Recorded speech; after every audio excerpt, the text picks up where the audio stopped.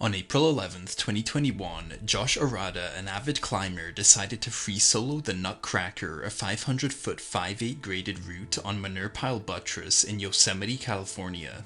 What started as a confident ascent up the rock face would turn almost deadly as he plummeted almost 200 feet or 60 meters after a slight misstep. Josh, originally from Nebraska, had begun climbing in his early 20s during his time in the Marines and was instantly hooked. Like many climbing enthusiasts, he would often spend whole days climbing multi-pitch routes as well as bouldering.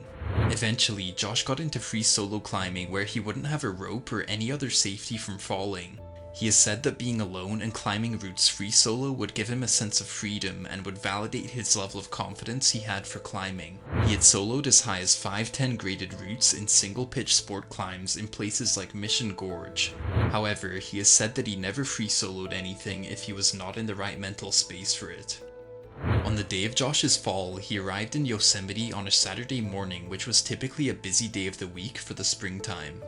There was no parking available, so he had just decided to free solo something that day instead of hauling gear to a route.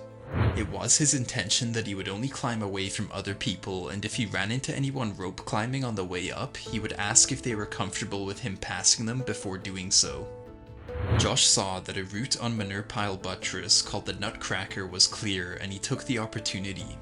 The Nutcracker is again a classic 500-foot 5/8 route, and Josh had climbed this route without a rope before, so he felt confident in doing it again.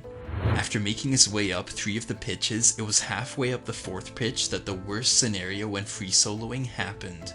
Either a foot or hand slipped, and he began his fall down the mountain.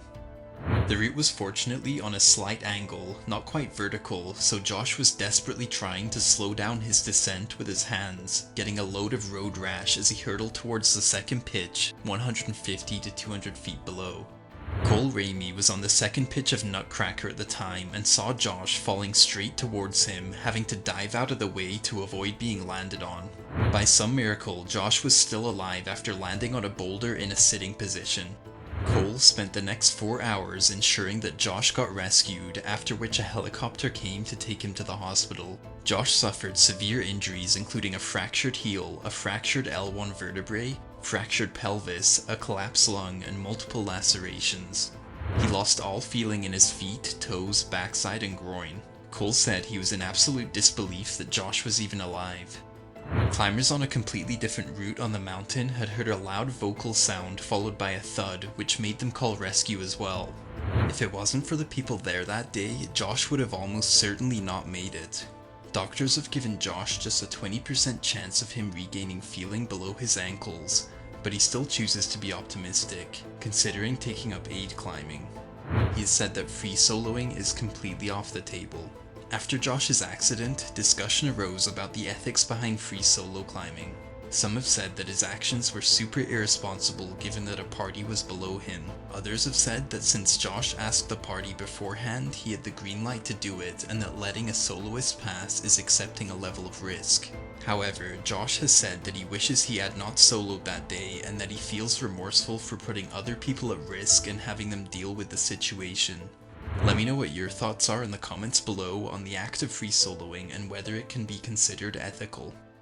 I think we can all learn from this story that even if someone has a decade of climbing experience, free soloing is a gamble, despite the awe we experience in watching people climb mountains without ropes.